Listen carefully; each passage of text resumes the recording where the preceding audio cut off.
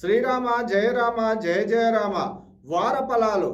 మీనరాశి. ఈ రాశి వారికి స్థిర చరాస్తి వ్యవహారాలు మిశ్రమ ఫలితాలను గోచరిస్తున్నాయి.